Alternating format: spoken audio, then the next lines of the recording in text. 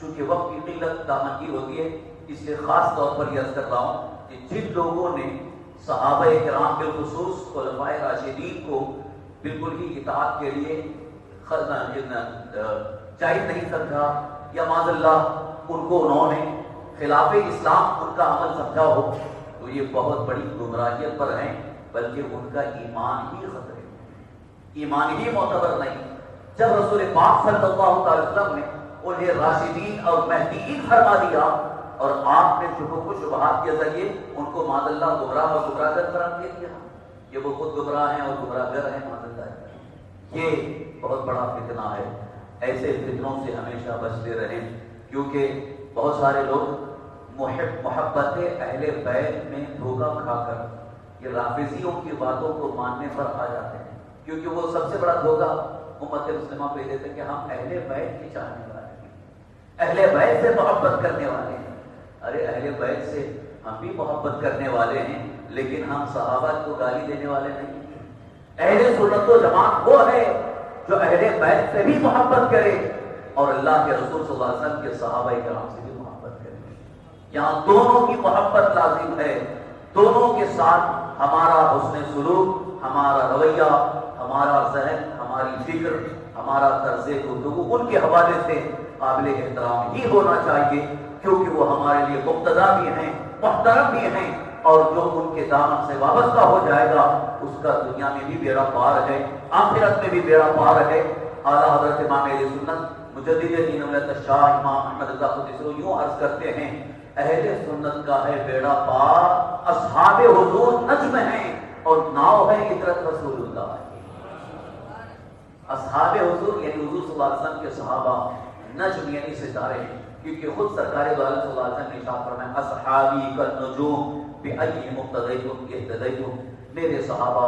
ستاروں کے مثل ہیں، جن کی بھی تم پیروی کرو گے ہدایت پا جاؤ گے۔ یہ تو سارے صحابہ کے بارے میں حضور نے فرمایا، لیکن یہاں میں خاص طور پر اطاعت کے لیے اور ان کی اتباع کے لیے، ان کی سنت پر عمل کرنے کے لیے جو حضور صلی اللہ علیہ وسلم نے لازم قرار دیا، ان میں سے 4 خلفاء جن کو خلفائے راشدین کہا گیا۔ یہی وجہ ہے کہ جب تک ان کی خلافت کا دور تھا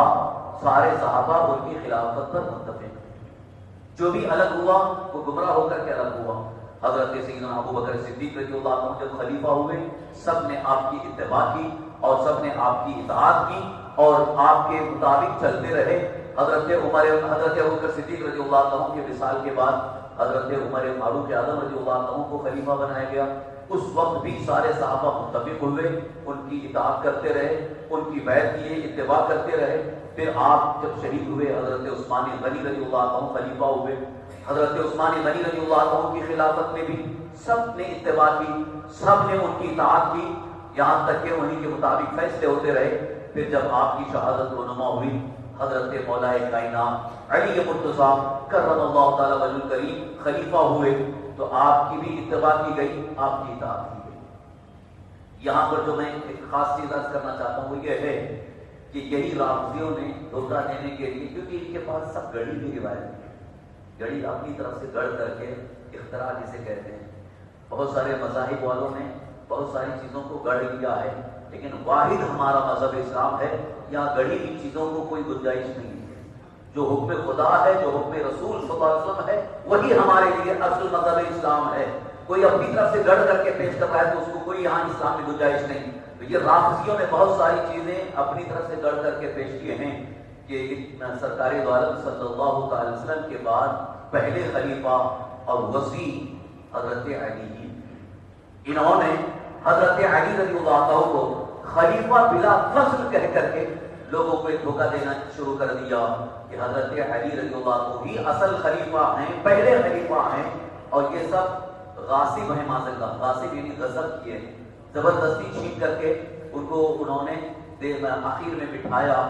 یہ ایک طرح کا ان خلفائے راشدین میں خاص طور پر حضرت ابوبکر صدیق، حضرت عمر فاروق، حضرت عثمان غنی رضی اللہ عنہ پر ایک بہت ہی بھونڈا الزام ان کی طرف سے ہے کہ انہوں نے غصب کر کے حضرت علی کو کنارے کر دیا، جبکہ وہ داماد رسول ہیں اور حضرت علی رضی اللہ عنہ کا اتنا اونچا مقام و مرتبہ کہ رسول پاک صلی اللہ علیہ وسلم نے فرما دیا من کنت مولا فعلی مولا. یہ تو ہمیشہ کہتے ہیں میں جس کا آقا ہوں علی اس کے آقا ہیں. تو اتنی عظیم فضیلت ہونے کے باوجود انہوں نے ان کو سائڈ کر دیا اور خود خلافت پر فائز ہو کر کے بیٹھ گئے. یہ اور دوسری چیز جو ان کی طرف سے آتی ہو یہ ہے کہ حضرت علی حضرت ابوبکر صدیق رضی اللہ عنہ کی خلافت سے راضی نہیں تھے بلکہ انہوں نے بیعت نہیں کیا. یہ سب چھوٹی روایتیں ہیں, سب چھوٹی روایتیں ہیں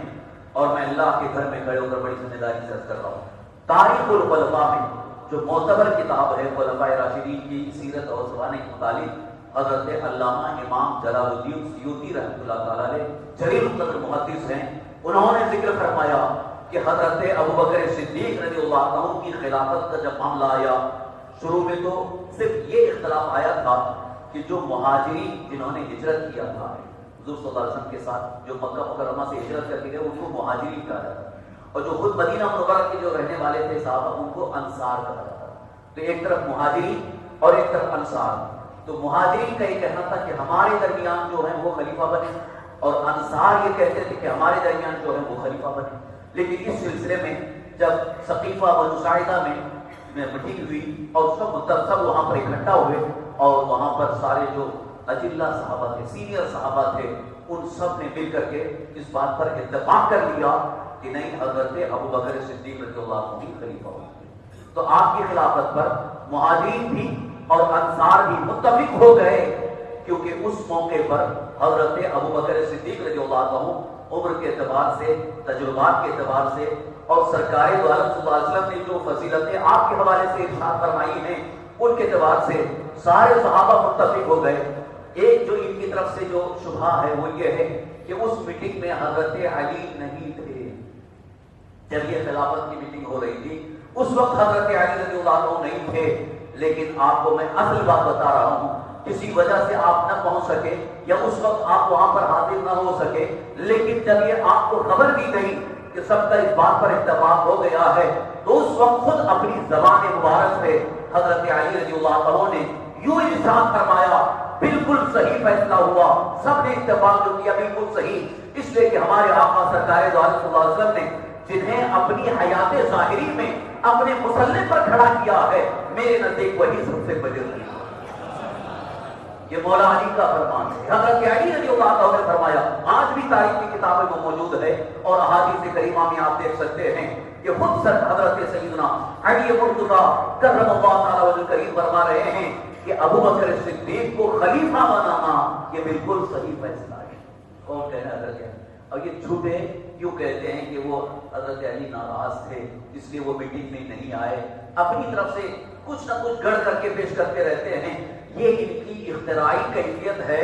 یہ بالکل پاگل پنی ہے کہ دین کو شریعت کو اور احادیث کریمہ کو بالکل ہی انحراف کے طور پر منحرف کر کے تبدیل کر کے پیش کرنے کی ان کی عادت ہے. انہوں نے تو کتنی ہزار حدیثیں اپنی طرف سے گڑھ کر کے پیش کر دیا, یہ حضور کا فرمان ہے, یہ حدیث ہے, یہ حدیث, جبکہ حضور کا فرمان ہے یہ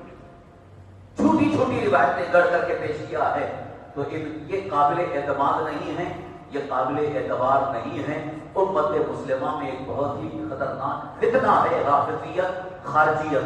خارجی جو فتنہ نکلا وہ سارے صحابہ کے دشمن ہو گئے اور صحابہ سے نفرت کرتے ہوئے یہاں تک کہ معاذ اللہ انہوں نے صحابہ کرام کو خاص طور پر خلفاء راشدین کو مشرک تک کہہ دیا. مشرک, شرک کرنے والے, یہ کون خارجی ہیں؟ اس وقت ایک خارجی فرقہ نکلا, ایک فتنہ نکلا اور وہ بھی ایک الگ راستے پر نکل پڑا, جبکہ وہ بھی قرآن کو پڑھتا تھا, حدیث مصطفیٰ بھی پڑھتا تھا اور وہ قرآن کو اچھی طرح سے مانتے بھی تھے, اللہ کو ایک مانتے تھے, اللہ کے رسول صلی اللہ علیہ وسلم کا کلمہ بھی پڑھتے تھے, لیکن قرآن کریم کی آیات کا غلط معنی اور مفہوم پیش کر کے نئے نئے عقیدے انہوں نے گڑھ لیا اور وہ گمراہ ہو گئے. یہاں تک کہ صحابہ سے ہٹ کر کے انہوں نے اپنی ایک جماعت بنا لی. اب یہاں سے میں یہ چیز عرض کر رہا ہوں, اس بات کو اپنے ذہن میں رکھیں کہ حضور صلی اللہ علیہ وسلم نے اسی نے فرمایا تھا کہ تم پر لازم ہے میری سنت پر عمل کرنا اور میرے خلفائے راشدین کی سنت پر عمل کرنا, اور جو اس سے ہٹا یقیناً وہ گمراہ ہو گیا, وہ بدعقیدہ ہو گیا, بد مذہب ہو گیا, اس کا دین ختم ہو گیا, اس کا دین اسلام سے کوئی تعلق نہ رہا. عزیزان گرامی, رک کر کے ایک بات یہ بھی عرض کر دوں کہ ہمارے درمیان کچھ لوگوں کو یہ چیزیں اگر بیان کی جائے تو کچھ کہتے ہیں کہ یہ فرقہ واریت کی بات کیوں کرتے ہیں، فرقہ واریت کی بات کیوں کرتے ہیں، فرقوں کی بات کیوں کرتے ہیں؟ یہ جو تاریخ ہے وہ تو تاریخ بیان کرتی ہی ہوتی ہے، آپ خود پڑھ کر کے دیکھیں۔ اگر ہم کہیں سے جھوٹ بیان کر رہے ہیں تو آپ ہمارا گریبان پکڑ کر یہ کہہ سکتے ہیں کہ آپ جھوٹی بات کیوں پیش کر رہے ہیں۔ الحمدللہ اللہ کا شکر احسان ہے کہ جو بیان کرتے ہیں، جو تاریخ میں احادیث کریمہ میں اور جو معتبر تفاسیر میں موجود ہے وہی ہم بیان کرتے ہیں۔ تو یہاں پر امت مصطفیٰ کو، امت مسلمہ کو یہ بتانا بھی ضروری ہے کہ یہ جو فرقے نکلے یہ گمراہیت کی طرف چل پڑے، اگر ہم نہ بتائیں گے تو یہ ہماری آنے والی نسلوں کے ایمان کا کیا ہوگا، ان کا عقیدہ کیسے محفوظ ہوگا، ان کا نظریہ کیسے محفوظ ہوگا؟ جبکہ آج سوشل میڈیا اتنا بڑا فتنہ بن چکا ہے کہ سوشل میڈیا میں جو بھی تقریریں، جو بھی بیانات، کسی کا بھی اگر کچھ بیان آ رہا ہے تو ہمارے بچے، ہمارے نوجوان سب ایکسپٹ کرتے چلے جاتے ہیں، ہاں یہ صحیح کہہ رہا ہے، ہاں یہ صحیح کہہ رہا ہے۔ اگر کسی کے بولنے کا انداز تھوڑا سا اچھا نظر آ گیا، دھڑک بھڑک چمک دمک میں، اب اس کی بات مان کر کے ہاں یہ صحیح تو کہہ رہا ہے۔ ایسے ہی کتنے لوگ گمراہ ہو گئے۔ وہ ایک علی مرزا نکلا وہ سوشل میڈیا پہ، وہ صحابہ کے بارے میں اور تابعین کے بارے میں، یہاں تک کہ اولیاء کرام کے بارے میں غلط غلط بیانات دیتا اور وہ حدیث پیش کرتا ہے۔ لوگ بہت سارے نوجوان اس کے فین ہو گئے۔ یہ ابھی دنیا میں فین ہو گئے ہو، قبر میں پتہ چلے گا فین ہوگا کہ وہاں آگ میں جلنا ہوگا۔ یہ دنیا کے دنیادار ہوس پرست ایسے بیان دینے والے مقررین کی تقریروں سے بالکل پرہیز کرو۔ یہاں فرقہ واریت کی بات نہیں، یہاں جو حق بات ہے وہ چیز سامنے رکھنا چاہتا ہوں۔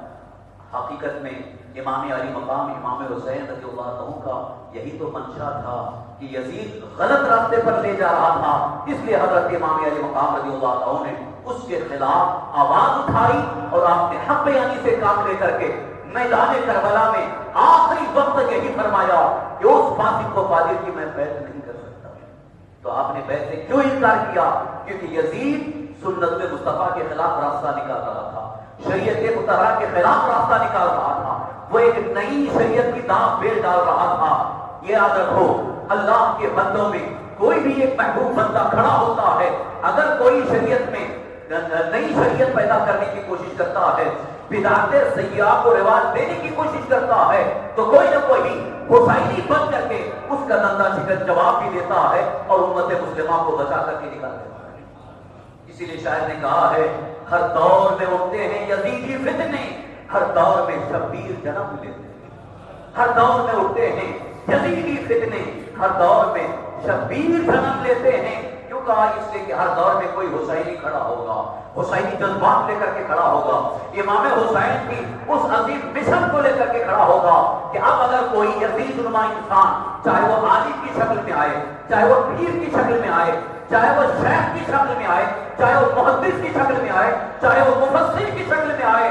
جب بھی کوئی اس طرح سے گمراہ کرنے والا نظریہ لے کر کے آئے گا، کوئی نہ کوئی حسینی بن کر کے اس کا رد بھی کرے گا اور اس کے تمام اعتراضات کا، اس کے ذہن و فکر کا مکمل رد کر کے امت مسلمہ کو صحیح راستے کی رہنمائی کرے گا۔ حضرات، آج ضرورت اس بات کی ہے کہ اپنے ایمان و عقیدے کو بچانا ہے تو گمراہ فرقوں سے دور رہنا اور ان کے نظریات، ان کے عقائد اور ان کی فکروں سے دور رہنا ضروری ہے، ورنہ یہ ہوگا کہ آپ کو پتہ بھی نہیں چلے گا ایمان چلا جائے گا، ایمان خطرے میں ہوگا۔ اسی لیے سرکار سیدنا غوث العظم شیخ عبد القادر جیلانی رضی اللہ عنہ نے بڑی پیاری بات فرمائی، بڑی خوبصورت بات ارشاد فرمائی ہے کہ آج لوگ جو ہے کسی کو کچھ شوخہ بازی کرتے ہوئے دیکھتے ہیں تو اس کو جلدی ولی تسلیم کرتے ہیں، اس کی ہر بات ماننے کے لیے تیار ہو جاتے ہیں۔ یہ غوث اعظم رضی اللہ عنہ فرما رہے ہیں، اگر کوئی تمہارے سامنے ہواؤں میں اڑتا نظر آ رہا ہے، فضا میں اڑتا نظر آ رہا ہے، سمندر پر مسلح بچھا کر نماز پڑھتا نظر آ رہا ہے، اسے ولی مت تسلیم کرو جب تک کہ یہ نہ دیکھو کہ وہ سنت مصطفیٰ کا پابند ہے۔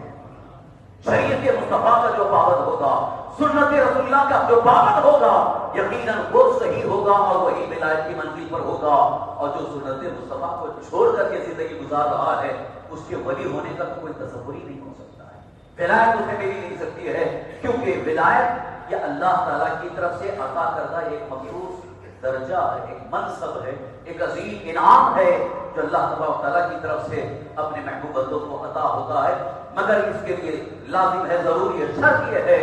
کہ وہ اللہ کے حبیب سرکار دو عالم صلی اللہ علیہ وسلم کی مکمل سنتوں کی پیروی اور اس کی اتباع میں اس کی زندگی گزر رہی ہو. عزیزان گرامی، تو یہ عرض کر رہا تھا کہ یہاں پر اگر کوئی نیا فرقہ بنا، کوئی نئی جماعت اگر پیدا ہوئی تو وہ کسی نہ کسی گمراہیت پر وہ ان کا اتفاق ہوا اور وہ اہل سنت و جماعت سے ہٹ کر کے نکل گئے اور اپنا فرقہ بنایا. واحد وہی اہل سنت و جماعت جو صحابہ کے دور سے، حضور صلی اللہ علیہ وسلم کے زمانے سے جو صحابہ تھے، صحابہ کے بعد تابعین، تابعین کے بعد تبع تابعین، ان کے بعد ہر دور میں وہی اہل سنت و جماعت صحابہ کے عقیدے کے مطابق ہے، وہی اہل سنت و جماعت ہے. اور پھر جو ان سے ہٹ کر کے الگ ہوئے انہوں نے اپنا اپنا نام الگ الگ رکھ دیا ہے، اپنا اپنا نام الگ رکھ دیا ہے. جیسے ایک مثال دے رہا ہوں، قادیانی جو فرقہ نکلا، یہ ختم نبوت کا انکار کر کے ایک نیا فرقہ نکلا. ختم نبوت یعنی انہوں نے اس بات کا انکار کیا کہ حضور صلی اللہ علیہ وسلم خاتم النبیین ہیں، یعنی ان کا عقیدہ خاتم النبیین نہیں ہے بلکہ کوئی نبی آ سکتا ہے. یہاں تک کہ غلام احمد قادیانی جو قادیان کا رہنے والا تھا، اس نے دعویٰ کر دیا تو اس کی اتباع اور پیروی بھی نکل گئے. غلام احمد قادیانی کو نبی مان لیا گیا. تو یہ جو غلام احمد قادیانی کو نبی مانتے ہیں وہی قادیانی کہلائے تو نہ وہ اہل سنت و جماعت ہیں نہ وہ مسلمان ہیں. تو جب ختم نبوت کا عقیدہ ہی ختم ہو گیا جو کہ قرآن سے ثابت ہے اور تمام احادیث کریمہ سے ثابت ہے، صحابہ کا جس پر اتفاق ہو چکا ہے، یہ ختم نبوت کا ایک اہم عقیدہ ہے. اس عقیدے کو چھوڑ کر کے جو فرقہ نکلا وہ قادیانی کہلایا. اب ان سے میں پوچھنا چاہتا ہوں جو کہتے ہیں فرقہ واریت کی بات مت کرو، کیا قادیانی کو مان لیں گے؟ قادیانی کی اتباع کر لیں گے؟ قادیانی کی کو تسلیم کر لیں گے؟ لہٰذا یہاں آپ کو اس بات کو ماننا ہوگا کہ اگر حقیقت میں اہل سنت و جماعت کے ساتھ رہنا ہے، صحابہ کرام کے عقیدے کے مطابق رہنا ہے، خلفائے راشدین کی اتباع میں رہنا ہے، تو اس کی پہچان کیا ہے، اس کی شناخت کیا ہے، اور اس کے متعلق ہمیں یہ جانکاری رکھنا بھی ضروری ہے کہ ان کا عقیدہ کیا ہے، ان کے نظریات کیا ہیں، ان کی فکر کیا ہے. اسی لیے پھر میں آپ سے کہوں گا کہ جو اللہ کے محبوب بندے صحابہ، تابعین، تبع تابعین اور ان کے بعد جو اولیاء کاملین کی ایک عظیم جماعت ہے جن عقیدوں اور نظریات پر قائم ہیں، وہی اہل سنت و جماعت ہے. انہی کی اتباع میں رہیں اور انہی کی پیروی کرتے رہیں. اعلیٰ حضرت امام اہل سنت بڑے خوبصورت انداز میں ہمیں یہ پیغام دیتے ہیں اور بارگاہ رسول صلی اللہ علیہ وسلم نے عرض کرتے ہیں، یا رسول اللہ، تیرے غلاموں کا نقش قدم ہے راہ خدا. یہ جو حضور صلی اللہ علیہ وسلم کے صحابہ ہیں، تابعین ہیں، تبع تابعین ہیں، سب یقیناً کہ غلامان مصطفیٰ ہیں. تیرے غلاموں کا نقش قدم ہے راہ خدا، وہ کیا بھاگ سکے جو یہ سراغ لے کے چلے. اللہ رب العزت کی بارگاہ دعا ہے اللہ تعالیٰ سب کو صحیح عقائد اہل سنت و جماعت پر قائم بتائیں گے اور تمام گمراہوں، بد مذہبوں سے، بد دینوں سے ہم سب کو محفوظ رکھیں. آخری دم تک ہمیں ایمان پر، زندہ ایمان پر ہم نصیب فرمائے. آمین بجاہ نبی نبی علیہ الصلوۃ والتسلیم. وما علینا الا البلاغ المبین.